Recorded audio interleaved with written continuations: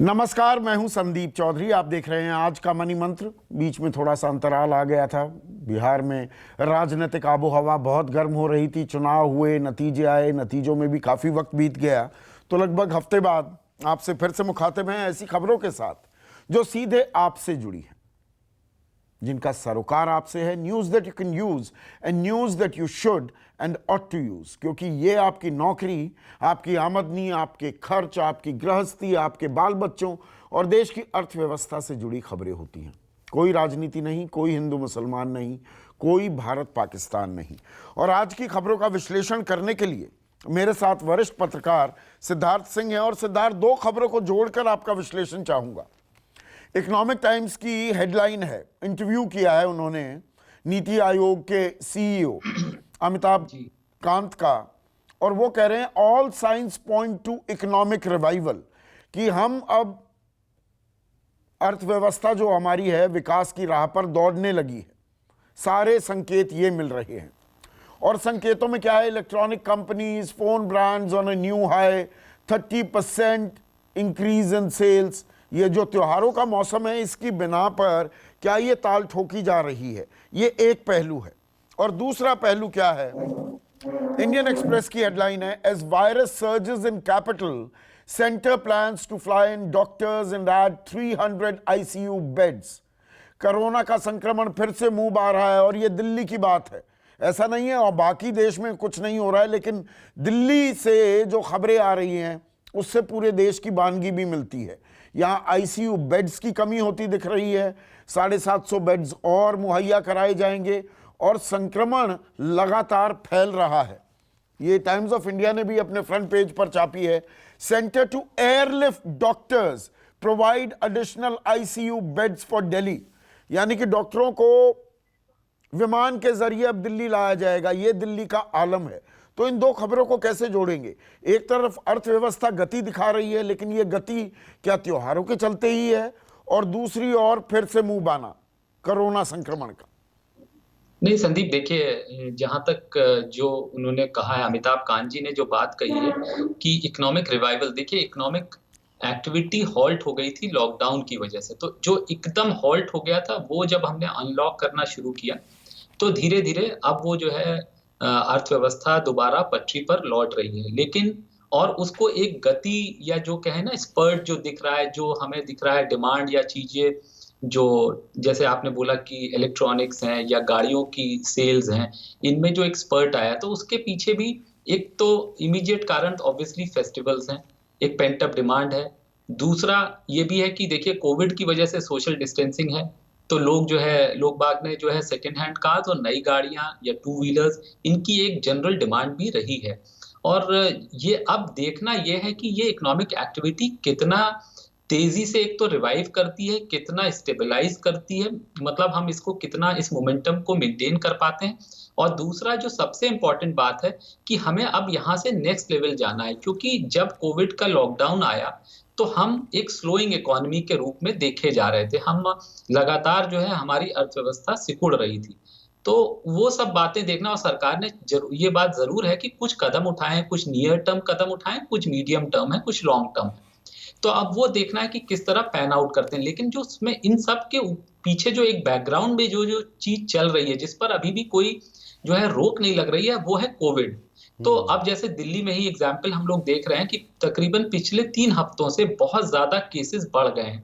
अब उनके पीछे लोग कारण ये भी बता रहे थे कि लोग जो है बाजारों में खुलेआम घूम रहे हैं, लोग सोशल डिस्टेंसिंग फॉलो नहीं कर रहे हैं। तो कई ऐसे कारण हैं, और शायद सरकारें, चाहे दिल्ली सरकार या केंद्र सरकार, केवल दिवाली का इंतजार कर रही थी कि दिवाली खत्म हो, उसके बाद हम फिर दोबारा से इस पे जो है रोकथाम नहीं, के लिए कदम दिल्ली में उठाएंगे। युद्ध स्तर पर तैयारियां कर रहे हैं। Doctors are being flown in, ICU beds create हो रहे हैं। लेकिन यहां पर देखिए, समझने की जरूरत है, ये सिर्फ दिल्ली में थोड़ा हो रहा है। अगर कोरोना का संक्रमण फिर से मुंह आ रहा है, ये सेकंड वेव आती दिख रही है, तो ये देश के बाकी हिस्सों में भी होगी। फाइनेंशियल एक्सप्रेस ने इस खबर को छापा है, infections in Gurgaon rising faster than Delhi.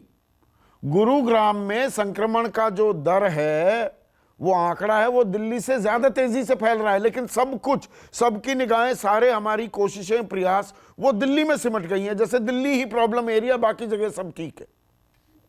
नहीं संदीप, मुझे लगता है चूंकि दिल्ली कैपिटल है देश की, तो और केसेस पिछले 3 हफ्ते से काफी तेजी से बढ़ रहे थे।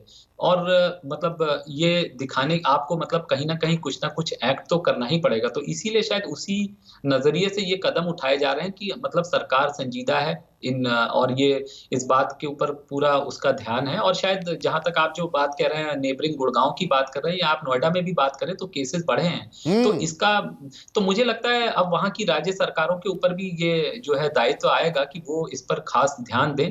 जैसे नोएडा में तो मुझे लगता है ऑलरेडी उत्तर प्रदेश सरकार की जो है ने इसका इस पर एक्शन लेना शुरू कर दिया। तो मुझे लगता है सिमिलरली हरियाणा सरकार भी एक्ट करेगी, क्योंकि गुरुग्राम तो बहुत बड़ा इकोनॉमिक सेंटर है।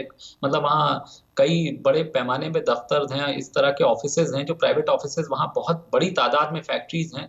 तो मुझे लगता है वो जरूर जो भी जरूरी कदम होंगे वो उठाएंगे। और एक बात और स्पष्ट है कि आप कदम उठा सकते हैं, प्रिकॉशन ले सकते हैं, लेकिन आपको साथ साथ इकोनॉमिक एक्टिविटी को चालू रखना है। अब ये हम मान के चलें कि एक छोटे मोटे जो लोकलाइज लॉकडाउन हो सकते हैं, कुछ उस तरह का एक्शंस हो सकते हैं, लेकिन अब इकोनॉमिक एक्टिविटी दोबारा से जो है अब जो है नॉर्मल जो चीजें हैं वो चलती रहेंगी, साथ साथ कोविड भी चलता रहेगा। और इसी में एक बड़ी दिलचस्प खबर है, Q2 FY21 अर्निंग्स, मतलब दूसरी तिमाही में इस साल जो कंपनियों की, मैं कॉर्पोरेट वर्ल्ड इंडिया इंक की बात कर रहा हूं, cost side story, despite reporting a drop in revenues, मतलब कमाई आमदनी कम हो रही है, India in operating profits have risen sharply in September quarter thanks to a steep 15% year-on-year fall in expenditure।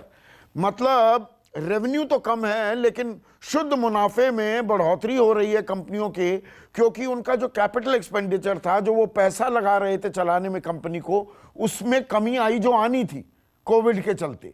इस खबर को कैसे देखेंगे? ये अच्छी खबर है या अब पैसा तो लगाना पड़ेगा, अब आपको कैपिटल एक्सपेंडिचर बढ़ाना पड़ेगा, तो क्या नहीं आपके प्रॉफिट्स कम हो जाएंगे?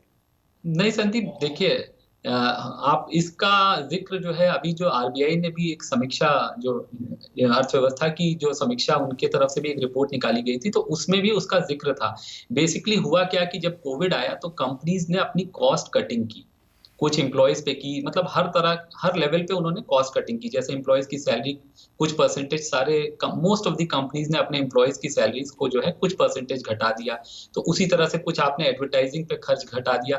तो मतलब जो जहां पे स्कोप था वो आपने घटाया, क्योंकि आपको लगा कि ऐसी स्थिति है, जब ऐसे में जब आपको लगा कि आपके ऊपर डिमांड पे भी संकट है, तो उस कहीं ना कहीं आपको अपने ऑपरेटिंग रेशियोज को मेंटेन करने के लिए आपने जो आपने बात की ना, एक्सपेंडिचर घटाया। लेकिन हाँ, जब आपकी डिमांड में आपको पिकअप दिखेगा तो मैं ये बात मानता हूं कि फिर आप दोबारा एक्सपेंडिचर बढ़ाएंगे, लेकिन हाँ। उसमें थोड़ा वक्त लगेगा। अभी एकदम से हम ये एक्सपेक्ट करें कि चीजें वी शेप्ड होंगी, बहुत तेजी से रिटर्न करेगा। देखिए, जिस रफ्तार से हम ग्रो कर रहे थे, जितना हमारा पहले कोविड के प्री कोविड पीरियड में था, तो मुझे लगता है हम दिसंबर जनवरी तक उन लेवल्स पे पहुंचने लगेंगे। लेकिन ये एक्सपेक्ट अब वो हम सस्टेन करते हैं, वो देखना होगा संदीप कि किस तरह से कोविड की चाल किस तरह से होती है। अगर वैक्सीन आ जाती है, ये सब चीजें भी आपको नहीं, उत्साह वैक्सीन देंगी। आने को आपको लेकर भी अब रणदीप गुलेरिया कह रहे हैं आम आदमी तक तो 2022 में आएगी, 2021 में तो आ नहीं पाएगी, वो आ भी जाएगी कि आज ही वैक्सीन आ गया, आम आदमी तक पहुंचने में भी 8-9 महीने तो आने के बाद लग जाएंगे। अब संदीप, मैं वैक्सीन पे लेके तो इतना कंफ्यूजन है, मुझे लगता हाँ। है जितने जितने मुंह उतनी बात। मतलब हाँ। मैं तो ये देख रहा हूँ कि इतने लोग इस पे इतने स्टेटमेंट ही क्यों, वक्तव्य इशू ही क्यों कर रहे हैं। मतलब एक आदमी को स्पष्ट तौर पे ये बताए ना कि क्या वैक्सीन के डेवलपमेंट की स्थिति है। मतलब तरह तरह के जो फार्मा कंपनीज, उनके तरफ से अब तरह फाइजर ने तरह कह के दिया ना स्टेटमेंट। हमारा 90% स्ट्राइक रेट है, वैक्सीन तैयार है, पर भारत में दिक्कत ये आ जाएगी वो -70 से -80 डिग्रीज पर उसे स्टोर करना होगा, हमारे पास वो व्यवस्था ही नहीं है। तो फाइजर का आ भी जाएगा, वो भारत में आकर वो कैसे पहुंचेगा लोगों तक, वो बड़ा हाँ सवाल हो संदीप, जाएगा। संदीप वो भी एक क्लेम ही है अभी। हाँ, मतलब उस एग्जैक्टली। फाइजर को भी हम लोग क्लेम के ही कैटेगरी में डालें, तो मुझे लगता है कि वैक्सीन को लेके भी स्थिति क्या है वो अभी किसी को पता नहीं है। तो मुझे लगता है जो हमारी इकोनॉमिक रिवाइवल, और हम उसको उस लेवल पे कितने लेवल पे सस्टेन करते हैं या उससे हम ऊपर जाते हैं, वो बहुत कुछ डिपेंड करेगा कि कोविड की चाल कैसी रहती है, वैक्सीन कोविड की चाल डेवलपमेंट। के बावजूद, पर देखिए दूसरी तस्वीर भी देखिए, electronics companies, phone brands on a new high, इनकी सेल्स 30% बढ़ गई है, और इसमें स्मार्टफोन्स 15% से ज़्यादा ग्रोथ रेट है। अप्लायंसेस, टीवी, जो इलेक्ट्रॉनिक के सामान आप घर में फ्रिज, टीवी वगैरह इस्तेमाल करते हैं, वो 28 से 30%। और एक और खबर है, packaged foods firm saw an unexpected surge in demand for chocolates, biscuits and soft drinks. अब ये हम इसे गिवन माने कि भाई त्योहारों के टाइम पर चॉकलेट, बिस्किट, मिठाई वगैरह ये तो बढ़ेंगी ना सेल, यही तो वक्त होता है इनका, जब आप किसी को गिफ्ट करेंगे, खरीदारी होगी ही होगी। इसको कैसे देखेंगे आप? बिल्कुल संदीप, आपने जो बात कही उसमें वो 100% सही है। देखिए, जहां तक आप बिस्किट्स, चॉकलेट्स या आप कहें कि मिठाइयों की खपत पिछले 1-1.5 महीने में ऑब्वियसली एक सर्ज आएगा, या चॉकलेट्स वगैरह, क्योंकि आप जो है किसी को कोई गिफ्ट करना है या जनरली भी आप अपने घर में खरीद के कुछ ना कुछ सामान त्योहार के रूप में लाते ही हैं। एक ये फेस्टिवल टाइम होता है, आप ना भी खरीद रहे हो, आप बाजार जाते हैं कुछ और खरीदने, लेकिन उस टाइम में कुछ आप देखते हैं तो आप एक स्वाभाविक रूप से उस तरह की जो है सेल्स बढ़ती हैं। मतलब इसको मैं प्योरली फेस्टिवल ड्रिवन सेल्स देखता हूँ, क्योंकि ऐसा कुछ नहीं हुआ है कि आप ज्यादा बिस्किट्स खाने लगे या सडनली बहुत चॉकलेट, कोई रीजन नहीं है एक्सेप्ट फेस्टिवल्स। और दूसरी बात जो आपने फोन्स वगैरह की कही संदीप, मुझे लगता है अब फोन, जो मोबाइल फोन है, मोबाइल फोन सेट्स, चाहे वो एंड्रॉयड हो, 10,000 12,000 के फोन को अब हम लोग एकदम एक बेसिक नीड मान लें आदमी की। वो आदमी की खाने पीने के साथ साथ, मतलब वो शायद एक वक्त की रोटी कम खा सकता है, 2 रोटी, लेकिन वो फोन जरूर चाहिए उसको, मोबाइल विद इंटरनेट। क्योंकि आजकल आप देखेंगे आदमी हर वक्त, मतलब वो कुछ भी कर रहा हो, मोबाइल उसके हाथ में 24 घंटे चालू है। मतलब अब तो वो उसको हम लोग एक बेसिक नीड के तौर पे माने, और मोबाइल की सेल्स बढ़ जाने को हम इकोनॉमिक रिकवरी या इकोनॉमिक रिवाइवल का उसको पैमाना ना माने तो बेहतर होगा। क्योंकि हमको देखना होगा कि डीप रूटेड मैन्युफैक्चरिंग कितना पिकअप करती है, जो बेसिक गुड्स हैं हमारे, उन रॉ मटेरियल्स हैं, सीमेंट है, स्टील है, इस तरह की चीजें की जब तक खपत नहीं बहुत बढ़ती नहीं है, तब तक हम ये बात मान के कैसे मान सकते हैं कि हम जो है हमारी इकोनॉमी जो है पिकअप कर रही है। ठीक है, मैं मानता हूं कि हम रिकवर कर रहे हैं, एक नॉर्मल जो प्री कोविड लेवल्स पे हम पहुंचेंगे कुछ दिन में, मुझे लगता है रिकवरी हो जाएगी। 3rd क्वार्टर में हमको दिखेगा कि हम शायद पॉजिटिव टेरिटरी में आ जाए, 4th क्वार्टर में करने लगे, लेकिन वो हम कहां तक वो फिर सस्टेन करेंगे। और दूसरा Sandeep, now we have to leap हाँ, फॉरवर्ड टू द तीसरी नेक्स्ट तिमाही की जो आप बात कर रहे हैं, इसमें तो ये त्योहारों का मौसम आ जाएगा ना, इसमें पॉजिटिव दिखेगी ग्रोथ रेट। लेकिन चौथी तिमाही में क्या हम उसे बरकरार रख पाएंगे, ये यक्ष प्रश्न है, ये सबसे बड़ा सवाल है। और संदीप, मैं एक बात और यहाँ कहना चाहूंगा, मतलब मैंने देखा है कि कई लोग इस बात को, मतलब चाहे वो सरकार की तरफ से हो या मतलब या पार्टियों की तरफ से, मतलब मैंने देखा, एक बात देखी है, रूलिंग पार्टी की तरफ से भी ये बात महसूस की है कि कार सेल्स को बहुत मेंशन किया जा रहा है एज अ साइन ऑफ हाँ इकोनॉमिक हाँ रिवाइवल। लेकिन क्या उसके लिए सरकार ने कुछ किया है क्या, कि हाँ कारों की सेल्स बढ़ गई? हाँ। मतलब कार की सेल्स बढ़ने के लिए सरकार ने ऐसा कौन सा कदम उठाया कि बहुत जीएसटी घटा दी गई हो, या कोई आपको प्रोत्साहन दिया गया हो कि साहब अगर आप गाड़ी खरीदेंगे तो आपको एज अ जो है इंसेंटिव ये चीज मिलेगी? हाँ, एक रीजन जरूर है कि जो सरकारी कर्मचारी हैं उनको इंसेंटिव जरूर मिला है, लेकिन जो प्राइवेट एम्प्लॉय है, जहां पे ज्यादा इम्पैक्ट है, उनको इस सरकार की तरफ से कोई इंसेंटिव नहीं मिला है। ये तो कई लोग तो मजबूरी में ही गाड़ी खरीद रहे हैं कि भाई कोविड है, जान बचानी है। कुछ नॉर्मल सेल्स हो रही है, फेस्टिवल सीजन है, तो इसके लिए सरकार की तरफ से कोई ऐसा बड़ा कदम नहीं उठाया हाँ, गया। हो सकता सरदार इस बात के लिए ताली बजाए, उसका कोई मतलब नहीं है। अब ये एक और अहम खबर इस कोरोना काल से जुड़ी है, fair deal for the fair sex, औरतों से जुड़ी खबर है ये।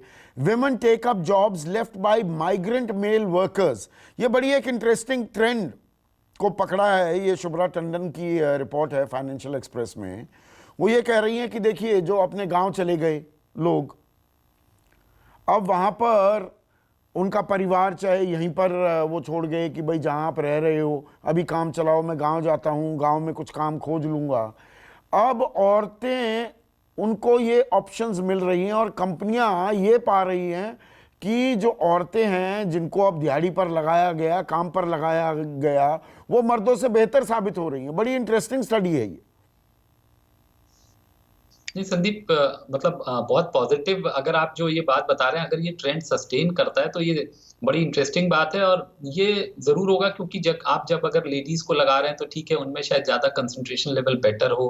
प्लस आप अगर नई नौकरी ज्वाइन करते हैं तो कोई ना, हर आदमी को का ये एक नहीं, ये अटेम्प्ट स्पेसिफिक होगा। बताया है packaging and mobile manufacturing sectors में अब औरतें काम कर रही हैं, जहां पहले 5 से 6% उनकी तादाद थी, पिछले 7 महीनों में ये बढ़कर 11 से 12% हो गई है। नहीं सिद्धार्थ, संदीप, एक बात तो होती है ना कि जो फेरर सेक्स है या जो लेडीज हैं, देखिए एक तो ये होता है कि वो अपने काम को ज्यादा कंसंट्रेशन से करती हैं, संजीदगी ज्यादा होती है, थोड़ा उनका डिस्ट्रैक्शन कम होता है, ये माना जाता है। मतलब वुमेन एम्प्लॉयज के साथ आप कुछ चीजें एक्सपेक्ट कर सकते हैं। वो लोग बाहर निकल के, जैसे एक हम लोग बाहर निकल जाते हैं, अनुमानन किसी ऑफिस में बैठे हैं, चलो बाहर चाय पी लेते हैं या सिगरेट पीने के लिए एक ब्रेक ले लिया। तो लेडीज के साथ शायद उस तरह के ब्रेक्स, उस तरह का जो एक वो होता है, वो उनमें एटीट्यूड नहीं होता है। प्लस अगर आप ये देख रहे हैं कि कोविड टाइम में आपको जॉब ऑफर आ रहा है, तो वो मुझे लगता है किसी के लिए भी, कोई भी व्यक्ति उसमें ये कोशिश करता है कि भाई मैं अपना आउटपुट बेहतर दूं ताकि मैं ये जॉब को सिक्योर कर पाऊं। तो इस टाइम पे चूंकि मुझे जरूरत भी ज्यादा है और ऐसे टाइम पे मुझे जॉब मिल रहा है, तो आदमी की तरफ से भी एक अटेम्प्ट बेहतर होता है। तो मुझे लगता है उसका भी ये रिजल्ट होगा कि लेडीज का आउटपुट बेटर देखा जा रहा है बनस्पत पुरुषों के। और इन जनरल भी ladies are much more peaceful productive employees, ये माना जाता है। अब एक और खबर है, ये रियलिटी सेक्टर से, घर बार से जुड़ी है। मिंट ने छापी है ये खबर, builders told to cut home prices, pass on GST gains. अब ये नेशनल एंटी प्रॉफिटियरिंग अथॉरिटी जो है हमारी, 2 बिल्डर्स पर इन्होंने डंडा चलाया है और कहा है कि 18% इंटरेस्ट के साथ जो जीएसटी का फायदा जो घर के खरीदारों को, आपको, मुझको, अगर हम घर खरीदना चाहते हैं, 2017 से वो व्यवस्था आ गई है 1 जुलाई से, लेकिन ये ऐसा कर नहीं रहे हैं रियल एस्टेट की कंपनियां। थोड़ा इस खबर को समझाइए, इसके मायने क्या है? ये आम आदमी के लिए बड़ी खबर है। नहीं संदीप, इसमें ये हो रहा था कि जब आपको पोजीशन दे दिया गया है तो उसके बाद आपको वो जीएसटी का रेट नहीं लगाना होता है। वो कई बिल्डर्स ने उसमें बदमाशी क्या की है कि वो जो है उसको उसी दर से वसूले जा रहे हैं। और अच्छी बात है कि ये जो एंटी प्रॉफिटिंग अथॉरिटी है, कम से कम उसने इसका संज्ञान लिया है। और इससे एक तो क्या है कि देखिए जो कीमतें हैं वो आपको बेवजह जो है ज्यादा देनी पड़ रही हैं, बेवजह आपसे पैसा वसूला जा रहा है जो नहीं करना चाहिए था। तो ये बिल्डर्स के, और अगर आप ऐसे एक्टिविटीज करेंगे तो कैसे आप एक्सपेक्ट करते हैं कि ट्रांसपेरेंसी आएगी? तो ये बिल्कुल एक रियल एस्टेट सेक्टर की जो स्थिति है, या जो ये रिफ्लेक्ट करती है कि वहां पे ट्रांसपेरेंसी, जो lack of transparency in pricing.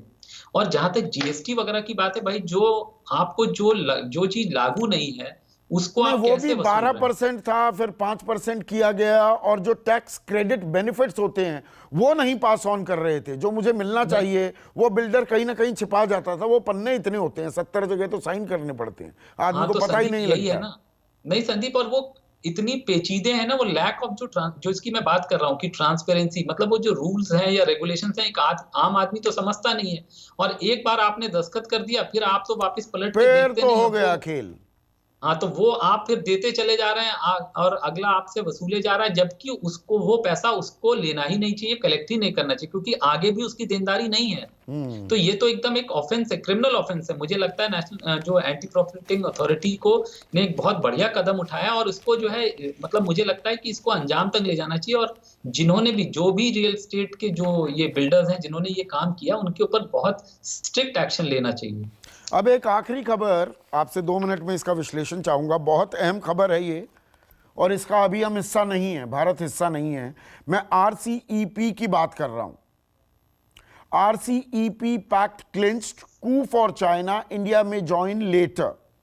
अब ये रीजनल कॉम्प्रिहेंसिव इकोनॉमिक पार्टनरशिप जो है, ये मतलब इस खित्ते में, साउथ एशिया में, एक सबसे बड़ा ट्रेडिंग ब्लॉक बन गया है दुनिया का, और चीन इसकी अगुवाई कर रहा है। और भारत के भी आने के अभी मतलब दरवाजे बंद नहीं हैं। तो इस खबर को कैसे समझें हम? 6-7 महीने से हमारी चीन से तकरार भी चल रही है।